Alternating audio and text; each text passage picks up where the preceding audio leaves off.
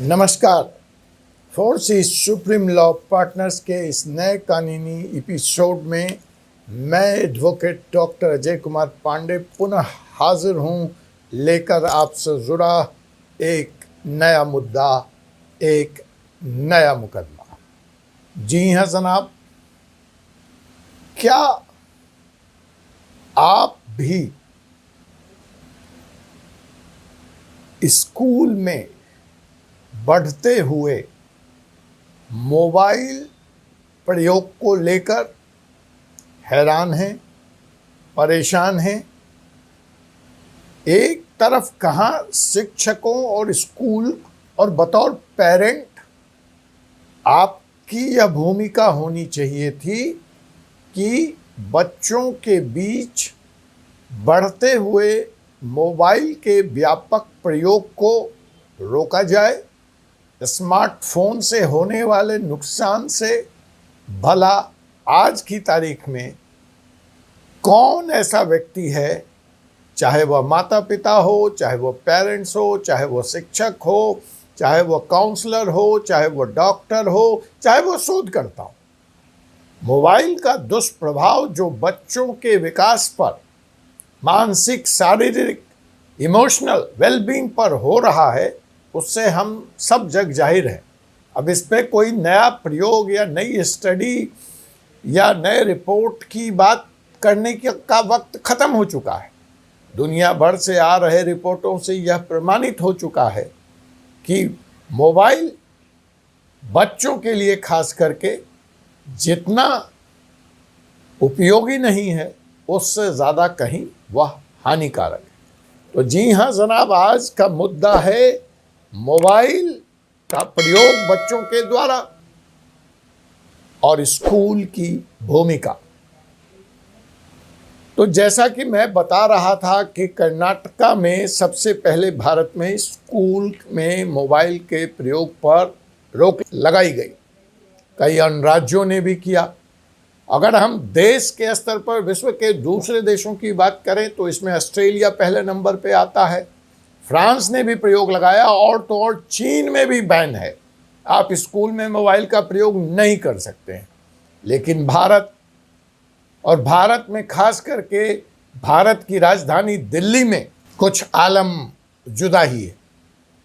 तो आइए उस जुदा आलम की बात करते हैं और आपको बताते हैं कि हाल में कानूनी तौर पर सरकार द्वारा स्कूल में बढ़ते हुए मोबाइल के प्रयोग पर क्या कदम उठाए गए हैं।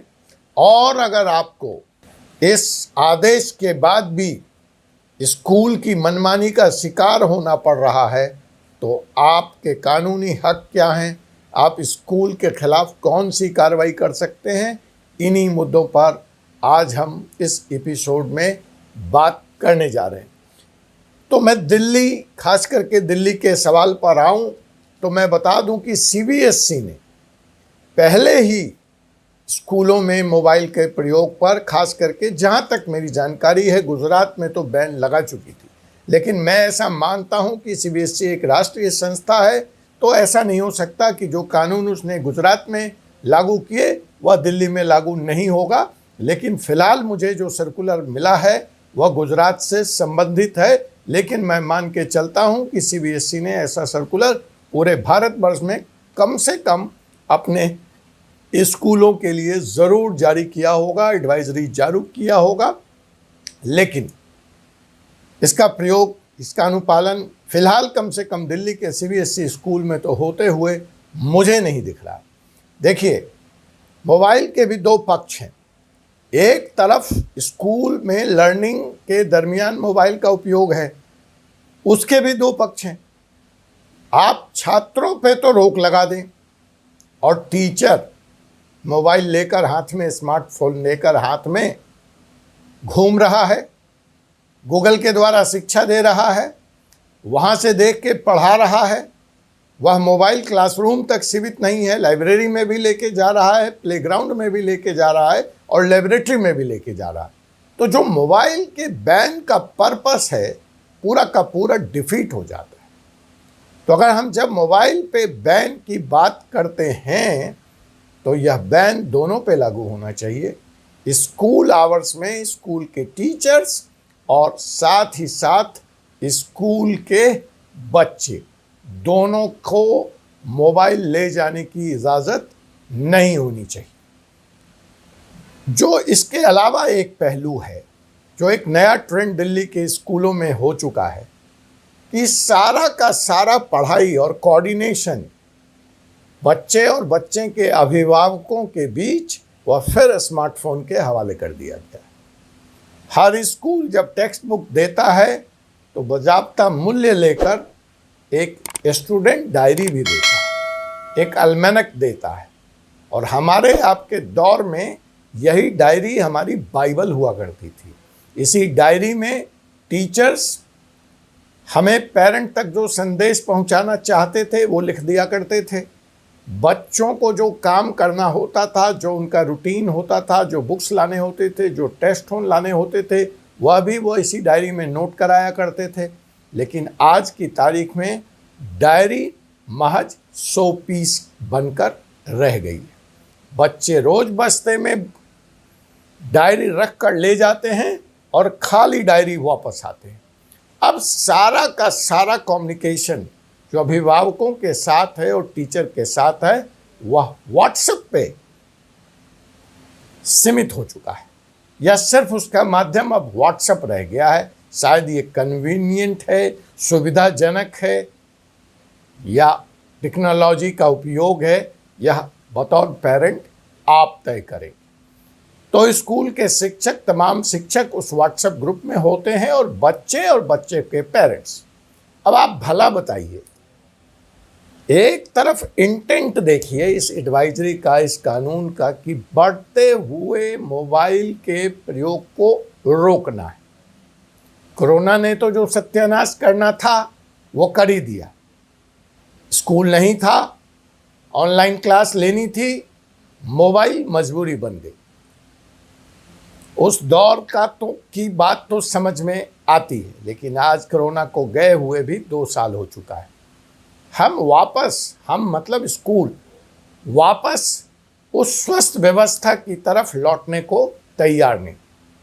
तो ये एक और पहलू है जिसकी तरफ फिलहाल अभी सरकार का ध्यान नहीं गया है कि आप स्कूल में 8 घंटे 7 घंटे तो आपने रोक दिया क्योंकि अब तो कानून आ गया। उसके बाद दे दनादन। अगर सारा कम्युनिकेशन आप व्हाट्सएप के माध्यम से करेंगे तो पेरेंट्स की तो मजबूरी है। बच्चा तो किसी न किसी बहाने मोबाइल मांगेगा कि मुझे स्कूल का होमवर्क देखना है, मुझे स्कूल का टास्क देखना है। और फिर जब एक बार मोबाइल उसके हाथ में गया तो उसका आकर्षण तो है, हम बड़े नहीं बच पा रहे हैं तो बच्चों की क्या विसात। तो सोशल मीडिया पे भी जाएंगे, वो इनएप्रोप्रिएट कंटेंट भी देखेंगे, वो गेम भी खेलेंगे, और ऐसे ऐसे सीरियल आ रहे हैं, उसकी ऐसी ऐसी भाषा है कि बच्चे उसको बड़ी आसानी से अबे थेबे, करेगा, मरेगा, तो इस तरह की शब्दावली भी वो सीख रहे हैं। तो एक तरफ आप उसको स्कूल में मेहनत कर रहे हैं कि उसकी शब्दावली अच्छी हो, उसके भाषा विज्ञान का बेहतर हो, वह वो उसको सीखे, और दूसरी तरफ स्कूल से छूटते आपने उसके हाथ में मोबाइल थमा दिया या थमाने को मजबूर कर दिया। तो इस तरफ, और इन व्हाट्सएप ग्रुप का जो न्यूसेंस वैल्यू है, पता नहीं इसका यूज कितना है, वो तो आप पेरेंट्स, आप टीचर्स बता पाएंगे, लेकिन मेरा जो अपना अनुभव है कि ये न्यूसेंस वैल्यू, मसलन आप चाहते हैं या तो बच्चे के हाथ में मैं मोबाइल 24 घंटे देकर रखूं, या मैं बतौर एज ए पेरेंट मोबाइल 24 घंटे लेकर आपके आते हुए मैसेज को मॉनिटर करें। मैंने यह देखा है कि इस व्हाट्सएप ग्रुप में क्लास के शिक्षक रात के 11 बजे 12 बजे भी मैसेज भेज रहे हैं और पेरेंट्स से अपेक्षा करते हैं कि उनके उस आदेश की तामील सवेरे तक हो जाए। अब या तो बच्चा उस वक्त सो चुका होता है, या बच्चे के माता पिता सो रहे होते हैं, या उनकी मजबूरी है मैसेज को मॉनिटर करना। और ये तब है जब छुट्टी सैटरडे को हो गई, फ्राइडे को हो गई, पूरा संडे का एक दिन मिला आपको, सैटरडे का एक दिन मिला आपको, मैसेज नहीं आया, आपको याद नहीं आया कि सोमवार को कौन सी पाठ्य पुस्तिका, कॉपी, कौन सा एक्सरसाइज, कौन सा टेस्ट बच्चों से करवाना है। आपका मैसेज कब आ रहा है? छुट्टी फ्राइडे को हुई 2-2:30 बजे, मैसेज कब आ रहा है? संडे रात 10 बजे, 11 बजे कि मंडे मॉर्निंग ये लेके आना है, ये टेस्ट है। क्यों जी? क्या चाहते हैं आप पेरेंट्स? और तो और अभी आप इस मैसेज से निपटे ही होते कि सवेरे 5 बजे दूसरी मैडम का दूसरा मैसेज। अब बताइए, अगर स्कूल में सरकार के आदेश के कारण मोबाइल का यूज बंद भी कर दिया गया, तो ये जो इंटेंट है कि मोबाइल से बच्चों को दूर करना, वो तो पूरा नहीं हुआ। अगर आपने उसको व्हाट्सएप की दुनिया और इस तरह के कम्युनिकेशन में उलझा के रख रखा है, तो ये मसला है जिस पे गहन चिंता की आवश्यकता है। खैर, उत्तर प्रदेश के आजमगढ़ शहर की घटना आप अभी भूले नहीं होंगे। आपको पता है कि कैसे इसी मोबाइल के कारण, न जाने ऐसी कितनी घटनाएं हैं, लेकिन मैं फिलहाल एक घटना की बात कर रहा हूं जिसने अभी राष्ट्रीय स्तर पे हम सब का ध्यान खींचा और उत्तर प्रदेश में टीचर्स और प्रिंसिपल हड़ताल पे भी गए कि मोबाइल के प्रयोग के कारण 17 वर्षीय लड़की ने आत्महत्या कर ली और उसके परिणाम स्वरूप पुलिस ने टीचर और प्रिंसिपल दोनों को अरेस्ट कर लिया। तो उत्तर प्रदेश की इस घटना से आहत दिल्ली के अभिभावकगण, जो एक अनएडेड स्कूल एसोसिएशन भी चलाते हैं पेरेंट्स का, उन्होंने दिल्ली सरकार से अपील की, उनके पास गए और उनकी बातों में तथ्य को देखते हुए फिलहाल दिल्ली सरकार ने एक सर्कुलर जारी किया है और उस सर्कुलर के तहत तमाम एडेड, अनएडेड, सरकारी, गैर सरकारी, निजी स्कूल, सीबीएसई या दिल्ली सरकार को यह आदेश दिया है कि अविलंब स्कूल को टोटली मोबाइल फ्री जोन बनाया जाए।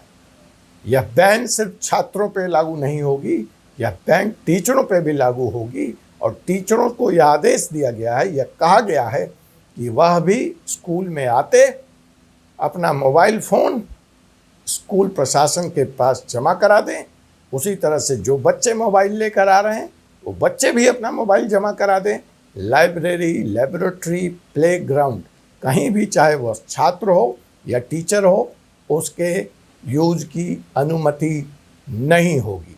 स्कूलों से यह भी कहा गया है कि वह एक डेडिकेटेड इमरजेंसी लाइन की भी स्थापना करें ताकि इमरजेंसी के दरमियान या इमरजेंसी होने पर वक्त ज़रूरत छात्रों के अभिभावक उस नंबर पर फ़ोन करके सहायता मांग सकें और अगर छात्रों को भी किसी तरह की इमरजेंसी है तो उस हेल्पलाइन के जरिए वह अपने माता पिता से, अपने अभिभावक से संपर्क कर सके।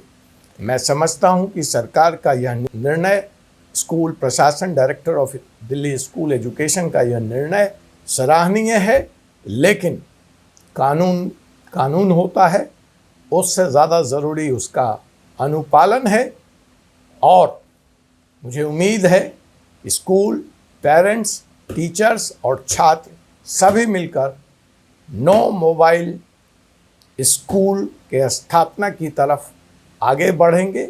मोबाइल के दुष्परिणाम के बारे में मैं आपसे क्या बात करूं, आप जानते हैं। इससे नींद की कमी, साइबर बुलिंग की घटना, हाइपरटेंशन, मानसिक विकास का ना होना, हेल्थ हजार्ड, इमोशनल हजार्ड, बहुत तरह की शोध सामने आ चुके हैं। और अब शोध की ज़रूरत क्या है, आप आए दिन अपने रोज़मर्रा की ज़िंदगी में आप देख रहे हैं। अतः मोबाइल को एक टूल ही रहने दिया जाए, मोबाइल को हमारी ज़िंदगी का जहर न बनाया जाए। आपसे पुनः मुलाकात होगी एक ऐसे ही एपिसोड में, एक ऐसे ही विषय के साथ। अगर आपने अब तक हमारे चैनल को सब्सक्राइब नहीं किया है तो कृपया इसे सब्सक्राइब कर लें, बेल आइकन बटन को दबा लें और कमेंट के माध्यम से आपका इस विषय में क्या अनुभव रहा है मुझे ज़रूर बताएं और आप और किन विषयों पे मुझे वीडियो लेकर आना चाहते हैं उसके बारे में भी बताएं। धन्यवाद। जय हिंद, जय भारत।